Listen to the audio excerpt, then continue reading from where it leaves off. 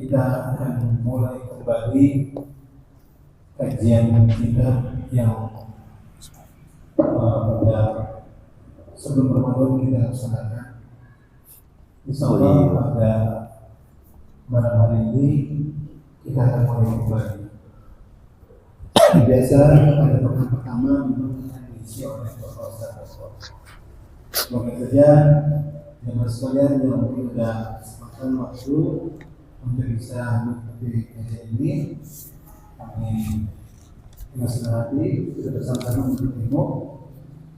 Begitu, mari sama-sama aja Bapak kita buka kajian ini sama-sama mengucapkan basmalah. Bismillahirrahmanirrahim. Begitu kepada Pak Ustaz, kami persilakan untuk mengucapkan. Terima kasih banyak. Bismillahirrahmanirrahim. Assalamualaikum warahmatullahi wabarakatuh. Innal hamdalillah nahmaduhu wa nasta'inuhu wa nastaghfiruh wa na'udzu billahi min shururi anfusina wa sayyiati a'malina. May yahdihillahu fala mudilla lahu wa may yudlilhu fala hadiya lahu. Asyhadu an la ilaha illallah wa asyhadu anna Muhammadar Rasulullah. Allahumma salli wa sallim wa barik ala sayyidina Muhammad wa ala ali sayyidina Muhammad. Qala Allah Ta'ala fil Qur'anil Karim, a'udzu billahi minasyaitonir rajim. Bismillahirrahmanirrahim. Wal 'ashr. Innal insana lafi khusrin illa alladziina aamanu wa 'amilus shalihati wa tawassaw bil haqq wa tawassaw bis sabr. Alhamdulillah, segala puji kita panjatkan hadirat Allah Subhanahu wa Ta'ala,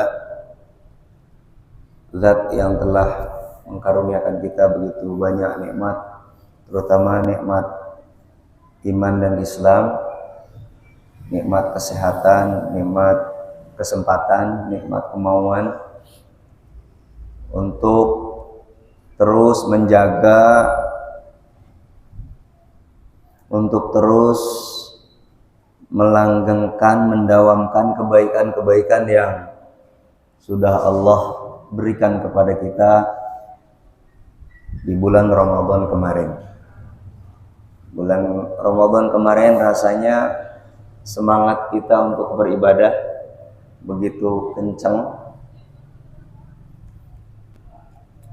Tadarus kita, sedekah kita, terutama puasa kita, salat malam kita, Masya Allah, ta'lim kita. Dan alhamdulillah Allah masih memberikan nikmat itu kepada kita. Mudah-mudahan ini satu pertanda baik diterimanya amal ibadah kita selama bulan Ramadan. Karena ciri-ciri, kata para ulama, ciri-ciri satu ibadah diterima oleh Allah Subhanahu wa Ta'ala itu akan diikuti dengan ibadah yang lain. Jadi ciri-cirinya ibadah kita diterima oleh Allah itu adalah senang dan terus diikuti dengan kebaikan-kebaikan yang lain. Jadi kalau ibadah kita hanya dalam waktu-waktu tertentu, nah ini ada indikasi harus diperbaiki lagi. Tapi kalau kemudian ibadah kita ikuti dengan kebaikan, dengan amal soleh yang lain, insya Allah ini pertanda baik. Mudah-mudahan kita berprasangka baik kepada Allah Subhanahu wa Ta'ala, bahwa Zat yang maha menerima, Zat yang maha kasih dan sayang kepada umatnya, menerima segala amal ibadah kita kemarin. Amin ya rabbal alamin. Salawat dan salam semoga Allah turun limpahkan kepada baginda Rasulullah Muhammad SAW, keluarga, sahabat serta para pengikutnya. Mudah-mudahan kita mendapatkan syafaat beliau di hari kiamat kelak. Karena kalau kita hanya mengandalkan ibadah kita, tentu saja jauh panggang dari api untuk mendapatkan surganya Allah Subhanahu wa Ta'ala. Ibadah kita yang kualitasnya mungkin masih jauh, kalau kita berharap surganya Allah Subhanahu wa Ta'ala, insya Allah. Tapi kita berharap kita mendapatkan syafaat pertolongan dari Rasulullah Muhammad SAW. yang akan mengantarkan keridhaan Allah kepada kita sekalian. Para guru, para ustadz, para sesepuh yang kami hormati, jamaah yang dimuliakan Allah Subhanahu wa taala, kita melanjutkan. Saya masih ingin meneruskan pembacaan Tanqihul Qaul Syarah Lubabul Hadits sebelum nanti ke pembawaan kitab Adabul Mufrad kayak karya Imam Bukhari sesuai dengan yang di iklannya ya, supaya yang di iklannya itu Adabul Mufrad. Tapi udah beberapa pertemuan saya selalu bawakan Tanqihul Qaul Hadits Syarah Lubabul Hadits karya Syekh Nawawi Al-Bantani, ulama Nusantara ya, di Serang sana. Tempatnya masih ada sampai sekarang, haulnya masih diperingati sampai sekarang, karena ini berisi ibadah keseharian, fadhailul a'mal. Jadi keutamaan amal-amal yang bisa kita lakukan sehari-hari saja. Karena kalau ngaji yang berat-berat nanti sama yang spesialisasinya, kita hanya memberikan motivasi-motivasi saja untuk mau beramal soleh sesuai dengan ajakan perintah dari Rasulullah Muhammad SAW. Tadi saya bertemu dengan Ustadz Maksum, Masya Allah, kajian tahsin, belajar memperbaiki bacaan Al-Quran kita yang tadinya hanya malam Senin ya Ustadz ya, malam Senin dibimbing oleh guru kita Al-Muharram Ustadz Maksum. Ditambah lagi ada kelompok kedua katanya malam Kamis. Masya Allah, ini luar biasa perkembangannya, bagus sekali. Di bawah bimbingan Pak Haji Krisna, jazakallah. Pak Haji Krisna, Masya Allah, tokoh yang senantiasa. Pak Bambang, motivatornya Pak Bambang, yang nge-leadnya, yang membimbingnya Pak Haji Krisna. Di bawah asuhan guru kita Ustadz Maksum. Nah, ini kombinasi yang tepat. Kenapa saya selalu tunjuk Pak Bambang? Karena saya tahu Pak Bambang tuh nggak tahu huruf tadinya Pak Bambang ya. Zaman Ustadz Sofyan beliau nggak tahu huruf. Sekarang ngaji di mana saja Pak Bambang tidak, saya garansi tidak akan ada yang menyalahkan Pak Bambang. Itu dari kerajinan ya, dari tekun gitu ya. Kenal huruf, alif, bata, dan sampai bisa baca sekarang gitu ya. Cuman kalau belajar lagu ya lain lagi nanti urusannya ya Pak Bambang. Yang penting bacanya bener dulu aja deh, sehingga ngaji dimanapun insya Allah standarnya nggak ada yang nyalahin, insya Allah sudah lumayan, sudah bagus, luar biasa. Nah, salah satunya katanya terinspirasi dari saya yang sering ngajak seperti ini. Jadi Allah itu tidak akan melihat hasilnya kita, tapi proses yang kita lakukan. Karena yang ngasih pinter, yang ngasih kita bisa, itu Allah Subhanahu wa ta'ala. Kita mau belajar kayak apa juga kalau kata Allah belat, susah, nggak bisa. Tapi kalau kata Allah Subhanahu wa ta'ala kamu bisa, kita belajar sedikit demi sedikit, itu pasti bisa. Pelan-pelan. Tapi prosesnya bagaimana mau bisa? Prosesnya aja tidak dilalui gitu. Belajarnya saja tidak. Buka Iqra-nya saja kalau zaman sekarang enggak. Terus mau bisa dari mana? Kan itu maksudnya. Jadi datanglah ke kajian-kajian tahsin, kajian-kajian seperti ini. Tidak ada satupun orang di kelompok tersebut yang akan ngeledek gitu ya. Ih, kamu udah tua-tua belum tahu huruf. Saya jamin tidak akan ada seperti itu. Justru teman-teman yang udah duluan gabung di kelompok tahsin atau di kelompok kajian manapun akan senang sekali kalau ada teman yang baru yang datang. Oh, ini dulu saya, ini dulu nih gitu. Saya dulu yang nggak tahu huruf. Sekarang Masya Allah yuk. Makan senang banget kalau ada orang yang mau belajar. Apalagi guru-guru kita. Ustaz Maksum, Ustaz Lukman, Ustaz Azhar, Ustaz Taufik, semua guru-guru Ustaz Yusuf. Kalau ada orang yang mau belajar tuh senang banget rasanya. Sekali lagi, kalau Allah kemudian mengambil kita, menjemput kita pada saat kita sedang proses belajar. Kita ada excuse, ada alasan kepada Allah Subhanahu wa taala, kenapa kamu tidak bisa membaca Al-Qur'an? Kenapa sholat kamu belum beres Fatihahnya? Kenapa bacaannya belum baik? Kalau kita sedang tidak dalam proses belajar, habis kita. Tapi kalau kita sedang dalam proses belajar, ya Allah, saya terima Fatihah saya belum baik ya Allah. Bacaan Quran saya belum baik ya Allah. Jangankan gunnah, jangankan idgham, huruf saja saya belum kenal ya Allah. Tapi Engkau Maha melihat. Malam Senin, malam Kamis saya hadir di Al-Ikhlas di bawah bimbingan Ustadz Maksum ya Allah, untuk mengenal huruf-huruf, untuk mengenal bacaan-bacaan, untuk mengenal kalam Al-Quranul Karim ya Allah. Engkau Maha mengetahui, Engkau Maha menyaksikan. Saya ada di antara mereka ya Allah, saya sungguh-sungguh ingin bisa membaca Al-Quran dengan baik ya Allah. Engkau menyaksikan saya ya Allah. Allah kan tahu. Oh bener, si Toto ternyata bener tiap malam Senin datang ke kajian Ustadz Maksum, bener ternyata. Sekarang ada lagi kelompok malam Kamis, oh bener ada dia. Wah apa-apa lah, lagi belajar sih. Tapi coba kalau kita sedang tidak belajar, seolah-olah kita sudah benar terus bacaannya, padahal salah. Bagaimana sholat kita mau? Nih, kalau ngomongin fikih lagi kan susah kita. Tapi kalau ngomongin tarhib, ya sholat aja terus dulu, nanti urusan Allah nanti. Tapi kalau ngomongin fikih, orang kalau Fatihahnya nggak benar, sholatnya sah apa nggak? Kan begitu. Kan ini si malakama. Kalau kita ngomong tegas, kamu sholat Fatihahnya aja kurang tasdid aja nggak sah Fatihahnya. Hurufnya nggak pas, nggak sah Fatihahnya. Fatihahnya nggak pas, sholatnya nggak pas, nggak sah. Kan menyedihkan itu. Tapi perkataan Ustadz seperti ini bukan untuk nakut-nakutin, tapi untuk jadi motivasi agar kita mau belajar. Maksudnya itu begitu maksudnya. Nanti kalau sudah belajar lama, oh benar ternyata.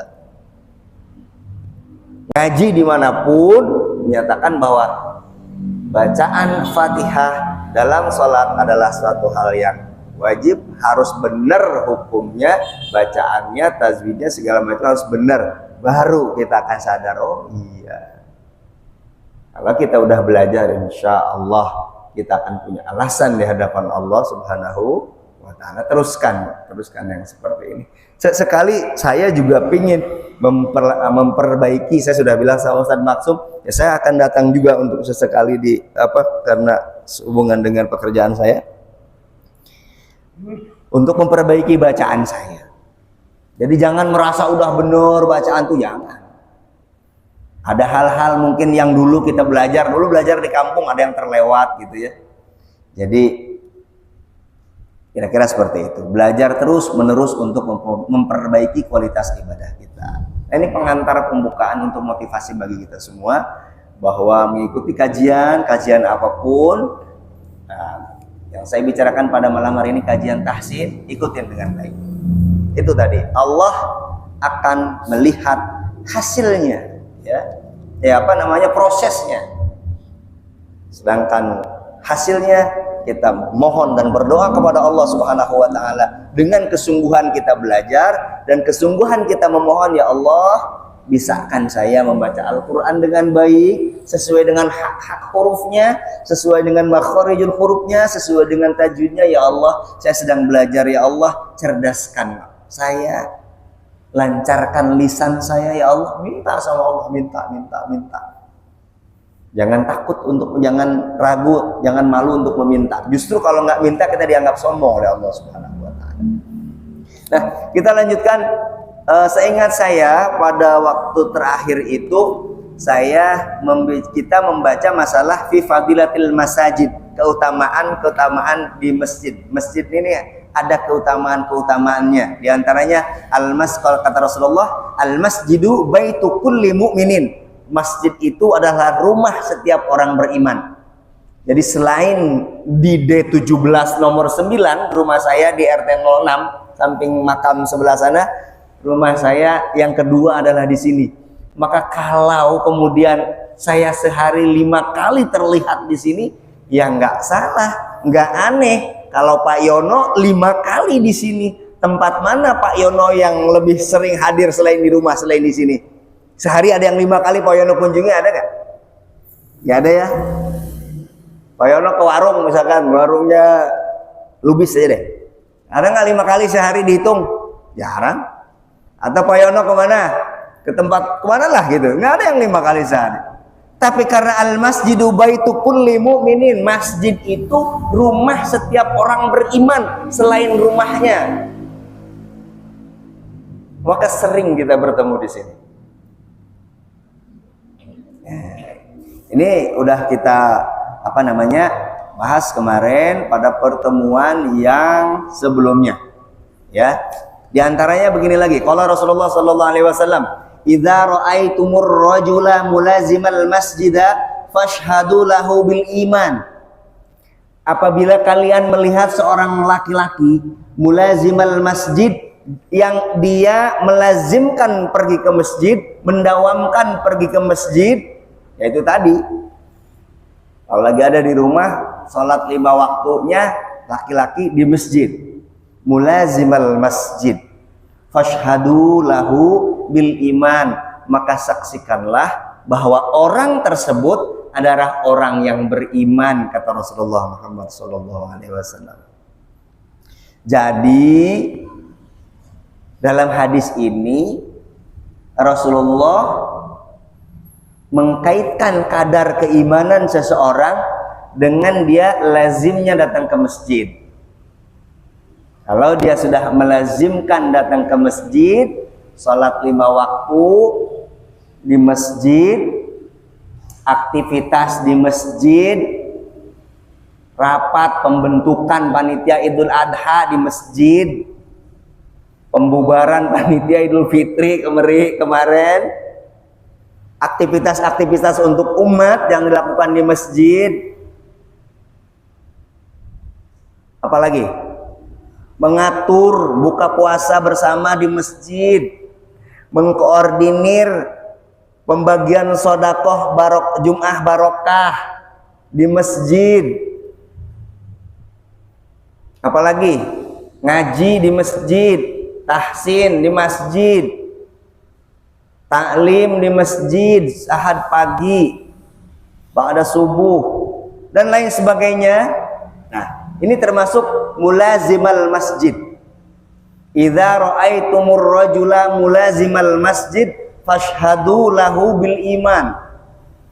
Kata Rasulullah, apabila kalian melihat seorang laki-laki yang mendawamkan, melazimkan menghadiri masjid, fashhadu lahu bil iman, maka saksikanlah bahwa orang ini adalah orang beriman, kata Rasulullah Muhammad sallallahu alaihi wasallam. Jadi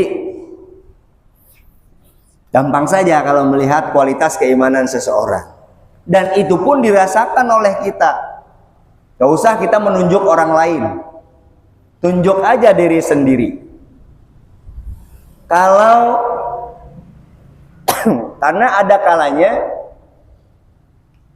kita ini kan tidak selalu iman tuh di atas 100 gitu ya, konstan gitu.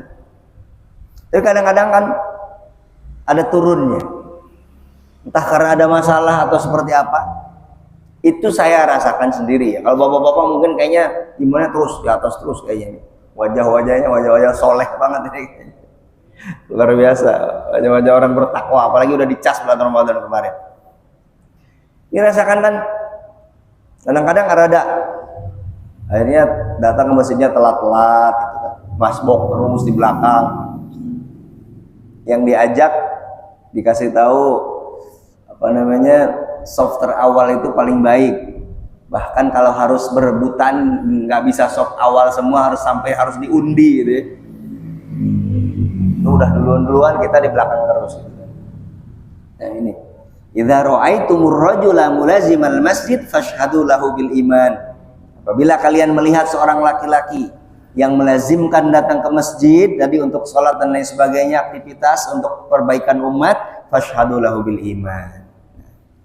Ini kemarin sudah kita bahas masalah ini. Syarrul biqa, salah satu hadisnya lagi di bab tadi, bab masjid ini. Syarrul biqa'i aswaquha wa khairul biqa'i masajiduha. Sejelek-jelek suatu tempat di suatu negeri, paling jelek tempat itu adalah pasarnya. Wa khairul biqa' masajiduha, dan sebaik-baik tempat di suatu tempat, di suatu kampung, di suatu komplek itu adalah masjidnya. Kenapa disebut pasar seburuk-buruk tempat? Karena di pasar kadang-kadang ada banyak potensi untuk berbuat kecurangan, kejahatan, keculasan tuh terbuka sekali. Ada orang yang mengurangi timbangan, ada yang orang berbohong atas nama barang dagangannya, ada orang copet, segala macam lah, banyak di pasar itu banyak. Sehingga kata Rasulullah, syarrul biqa aswaquha wa khairul biqa masajiduha. Seburuk-buruk tempat di suatu kampung adalah pasar-pasarnya, wa khairul biqa, dan sebaik-baik tempat di suatu kampung adalah masjid-masjidnya. Nah, itu udah bahas kita kemarin. Kemudian kita lanjutkan ke bab selanjutnya, babus tsani asyar, bab yang ke-12, fi fadilatil amaim, dalam membicarakan keutamaan memakai surban. Nah, ini ternyata pakai surban itu memang keutamaan. Nanti Rasulullah akan katakan satu persatu. Qala Nabi sallallahu alaihi wasallam, al-amaimu ijanul arab, fa idza wada'ul amaim wada'u izzahum. Surban itu adalah mahkotanya orang Arab. Mahkota itu artinya kebesaran, artinya kehormatan.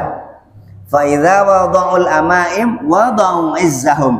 Maka apabila orang tersebut menanggalkan surbannya, maka dia seperti menanggalkan kehormatannya. Maka di Arab itu surban itu apa? Kalau kita kayaknya ngelihat ribet gitu ya, tapi mereka tuh sangat tiap hari gitu, pakaian ke kantornya aja pakai surban gitu ya. Karena memang ternyata kata Rasulullah begitu, al-amaimu hijanul Arab, bahwa surban itu adalah mahkota, kehormatan bagi orang Arab. Fa idza wada'ul amaim wada'u izzahum. Apabila mereka menanggalkan sorbannya, mereka seperti menanggalkan kehormatannya. Nah, dalam hadis selanjutnya, wa qala sallallahu alaihi wasallam, ta'ammamu, pakailah sorban oleh kalian. Ta'ammamu, pakai sorbanlah, kata Rasulullah. Fa innal malaikata ta'ammamat, karena sesungguhnya malaikat itu memakai surban. Jadi diperintahkan Rasulullah, ta'ammamu, pakai surban. Maka kalau kita lihat guru-guru kita, para ustadz, para kiai, tidak lepas dari surban. Apalagi kalau sholat ya, mereka pakai surban. Ini mengamalkan hadis-hadis ini. Ta'ammamu fa innal malaikata ta'ammamat, bersurbanlah kalian, pakailah surban oleh kalian. Fa innal malaikata ta'ammamat, karena sesungguhnya para malaikat itu menggunakan surban. Kata Rasulullah sallallahu alaihi wasallam. Wa qala sallallahu alaihi wasallam, innallaha ta'ala wa malaikatahu yusalluna ala ashabil amaim yaumal jumu'ah. Kata Rasulullah, innallaha ta'ala wa malaikatahu yusalluna ala ashabil amaim yaumal jum'ah. Sesungguhnya Allah Ta'ala wa malaikatahu, dan malaikatnya Allah, yusalluna ala ashabil amaim, membacakan sholawat kepada orang yang menggunakan surban yaumal jumu'ah, pada hari Jumat. Nah, ini motivasi buat kita. Saya juga kayak masih ini malu-malu gitu pakai surban. Ada saya surban di rumah. Ustaz Maksum aja jarang pakai surban. Ya Ustaz ya. Ustaz Azhar pakai sorban nggak? Gitu. Enggak ya. Padahal ada di rumah Ustaz ya. Dan kita tahu hadis ini. Kasih sama ayah, sama apa, sama bapak. Ini tuh pakai tuh, mantas pakai sorban. Kotak-kotak yang hitam ada, yang merah ada di rumah. Tapi kayaknya bisa dihitung jari, saya juga belum pernah pakai gitu. Padahal ini kata Rasulullah, bukan kata saya. Jelas kitabnya, jelas hadisnya. Hadisnya disusun oleh Imam Suyuti, disarah oleh Syekh Nawawi Al-Bantani. Jadi bukan ngarang-ngarang ya maksudnya. Inna Allah Ta'ala wa malaikatahu yusalluna ala ashabil amaim yawmal jumu'ah. Sesungguhnya Allah Ta'ala dan para malaikatnya membacakan sholawat kepada orang yang menggunakan surban pada hari Jumat. Masya Allah.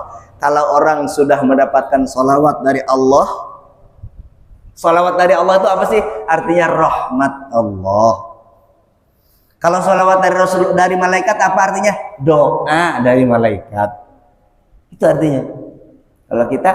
Kalau kita bersolawat kepada Rasulullah, Allahumma sholli ala sayyidina Muhammad wa ala ali sayyidina Muhammad. Kalau Allah bersolawat kepada kita, artinya Allah merahmati kita gitu. Dicucuri rahmat kita oleh Allah Subhanahu wa taala. Maka kalau kita hari Jumat habis mandi tuh yang bersih-bersih, yang rapi, mandi besar, nah, itu berangkat Jumat pakai sorban. Nah, itu Allah merahmati kita, malaikat mendoakan kita. Jumlah malaikatnya itu, malaikat kan banyak sekali, tak terbilang jumlahnya. Di sini sebutkan innallaha ta'ala wa malaikatahu yusalluna ala ashabil amaim. Masya Allah. Kalau di antara doa malaikat satu aja yang yang diijabah oleh Allah Subhanahu wa taala, Masya Allah, luar biasa. Ya.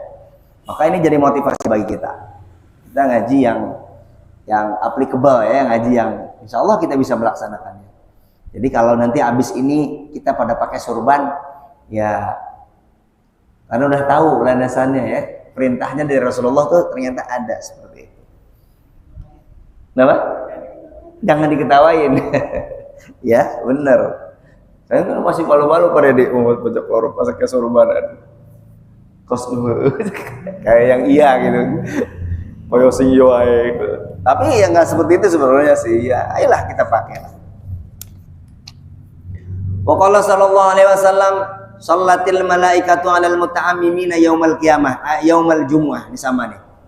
Shallatil malaikatu 'alal muta'ammimina yaumal qiyamah. Malaikat itu bersalawat kepada orang yang menggunakan surban pada hari Jumat. Sama. Redaksinya yang berbeda. Waqala sallallahu alaihi wasallam, raq'atani bi imamatin khairun min sab'ina raq'atan bila imamah. Raq'atani bi imamatin, 2 rakaat salat dengan menggunakan surban, khairun min sab'ina raq'atan, itu lebih baik dengan 70 rakaat bila imamatin, tanpa menggunakan sorban. Ini pilih yang gini-gini aja nih ibadah tuh. Makanya para ustadz, para kiai, para guru-guru kita salat selalu pakai sorban. Nggak pernah saya melihat guru saya Kiai Haji Muhammad Nur Hasan Sazili yang sekarang sudah punya cucu santri, gimana ya maksudnya ya? Punya murid, udah punya santri. Santrinya itu, cucu santrinya itu udah punya santri lagi gitu ya. Jadi udah sepuh lah gitu ya. Waktu saya ngaji masih muda beliau. Sekarang udah muridnya punya santri. Nah, muridnya itu lagi punya santri lagi, udah punya cicit santri. Dari muda beliau, saya hampir nggak pernah kayaknya saya sholat tanpa memakai surban. Baik sholat wajib maupun sholat sunnah. Saya ingin menceritakan kehusuan, kehebatan ibadah beliau. sajadah yang tebal ini, masya Allah, sampai ada bekas telapak kakinya untuk sholat. Dan bukan cuma sebelah sini, dibolak-balik sama beliau. Jadi kayak ada kotak dua gitu Pak Edi. Kakinya di sini, di sini, di sini, di sini. Artinya sering dipakai apa? Diliatin doang tuh sajadah gitu. Saking seringnya sampai berbekas itu, sampai udah rombeng-rombeng di bekas telapak kakinya. Semoga Allah menambahkan kemuliaan beliau. Nah seperti itu kira-kira. Dan beliau selalu menggunakan surban. Nah, jadi pantesan para kiai, para ustadz, para guru kita itu senang menggunakan surban, karena ini perintah Rasul. Rakaatani bi imamatin khairun min sab'ina rakaatin bila imamatin. 2 rakaat salat dengan menggunakan surban itu lebih baik daripada 70 rakaat tidak menggunakan surban. Dalam hadis selanjutnya Rasulullah mengatakan, wa qala sallallahu alaihi wasallam, ta'ammamu fa inna syayatina la tata'ammam. Pakailah sorban oleh kalian, fa inna syayatina la tata'ammam. Karena sesungguhnya syaitan-syaitan itu gak suka menggunakan surban. Tadi kalau malaikat senang bersurban, kalau setan gak senang bersurban. Maka kita selisihi sekarang. Hadis selanjutnya qala sallallahu alaihi wasallam, al-amaimu simal malaikati fa arsiluha khalfa zuhurikum. Al-amaimu simal malaikah. Surban-surban itu adalah ciri khas malaikat. Fa arsiluha khalfa zuhurikum, maka lepaskanlah surban kalian di punggung-punggung kalian. Nah, di belakang. Ada yang senangnya dibuat segitiga. Buat segitiga di belakang, ininya dikedepanin. Ya. Al-amaimu simal malaikah fa arsiluha khalfa zuhurikum. Surban-surban kalian adalah ciri khas. Surban itu adalah ciri khas para malaikat. Farsiluha khalfa zuhurikum, maka lepaskanlah, juntaikan surban-surban kalian di punggung belakang kalian. Nah, gitu. Hadis selanjutnya waqala sallallahu alaihi wasallam, tasawwamu fa innal malaikata qad tasawwamat. Sama, beridentitaslah kalian dengan sorban, karena sesungguhnya malaikat juga menggunakan sorban. Waqala sallallahu alaihi wasallam, hadis selanjutnya, nuhiya anil iqtaati wa umirul bitalahi. Ya. Jadi pakai surban itu ada cara-caranya. Dilarang menggunakan surban tanpa kincir, tanpa kuncir. Wa umiru bitalahi, dan kita diperintahkan menggunakan surban itu ada ujungnya gitu, maksudnya ada ujungnya, bukan yang digubet-gubet doang gitu ya, tapi dibentuk. Ada yang dibentuk segitiga gitu, ada yang biasa gitu, bukan yang cuma surban yang digubet-gubet doang gitu. Nah, itu seperti itu ya. Itu keutamaan menggunakan surban. Nah, kira-kira ini bisa nggak kita laksanakan? Nggak, maksudnya beratkah gitu tema ini gitu ya? Ibadah ini perlu effort yang luar biasa kah gitu, yang memerlukan modal yang ratusan juta kah gitu? Kan enggak kan ya Pak? Asal mau kiranya gitu. Asal mau dan ya tebel-tebelin muka dikit lah gitu ya. Ya nggak apa-apa. Karena kita menjalankan perintah Allah dan Rasulnya. Jadi insya Allah hal-hal kecil seperti ini tapi menambah kualitas ibadah kita di hadapan Allah Subhanahu wa Ta'ala. Karena kita dikabarkan oleh guru-guru kita bahwa umur umat Muhammad sallallahu alaihi wasallam paling antara 60-70 tahun. Sementara umat Rasul terdahulu itu sampai ribuan tahun, ratusan tahun. Tapi umur umat Rasulullah Muhammad SAW memang sedikit, tapi ada ibadah-ibadah yang dilipat gandakan pahalanya oleh Allah Subhanahu wa taala melalui lisan Rasulullah Muhammad SAW. Ini hal-hal seperti ini. Masa 2 rakaat dengan menggunakan imamah lebih baik daripada 70 rakaat? Coba. 2 rakaat paling berapa menit kan? Salat sunnah misalkan. Salat tahajud di rumah 2 rakaat, salat duha di rumah 2 rakaat pakai surban. Yang satu nggak pakai surban, 70 rakaat dia harus sama, kalau pengen sama dengan 2 orang yang menggunakan surban. Artinya dilipat gandakan seperti ini. Ini keistimewaan yang Allah berikan kepada umat Rasulullah Muhammad Sallallahu Alaihi Wasallam. Saking sayangnya Allah kepada umat Rasulullah, diberikan umur pendek tapi dilipat gandakan pahala-pahalanya oleh hal-hal yang disampaikan oleh Rasulullah. Bukan ngarang-ngarang kita kalau ini bukan.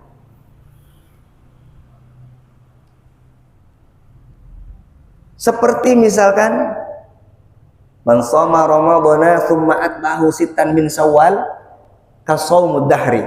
Barang siapa orang yang bulan puasa puasa di bulan Ramadan sebulan penuh kemudian diikuti dengan 6 hari di bulan Syawal, maka ganjarannya kasaumud dahri, seperti orang yang berpuasa setahun penuh. Nah, seperti ini.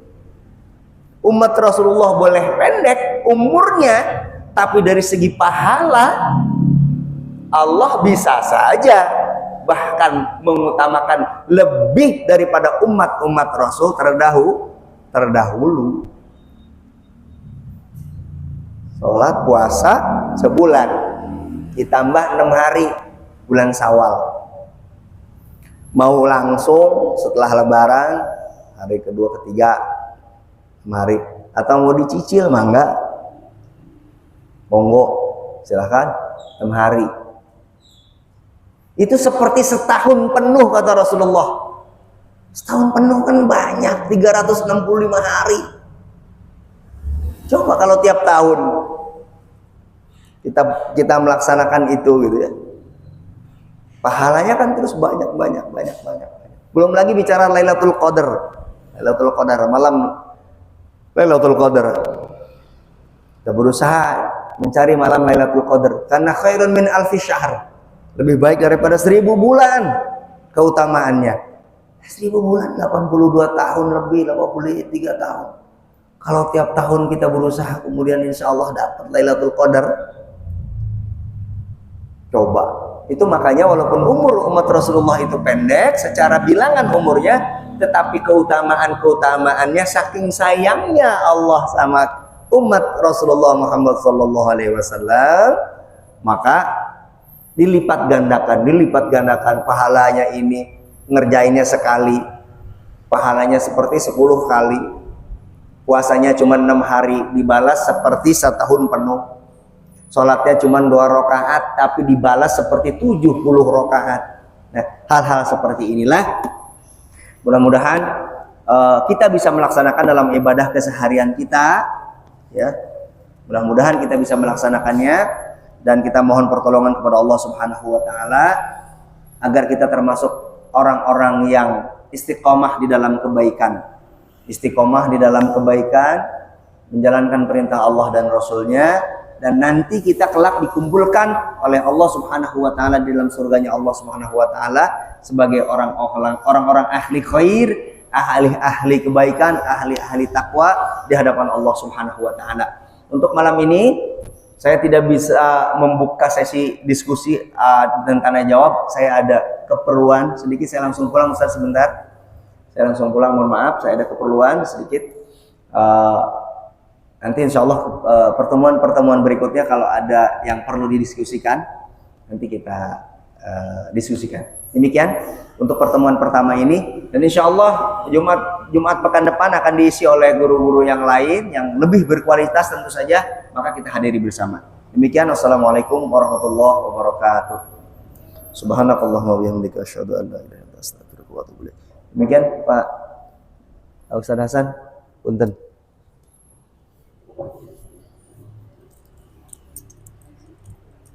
Saya ada keperluan yang Ustaz, punten Ustaz. Kalau Isa udah ini lagi, saya kesini.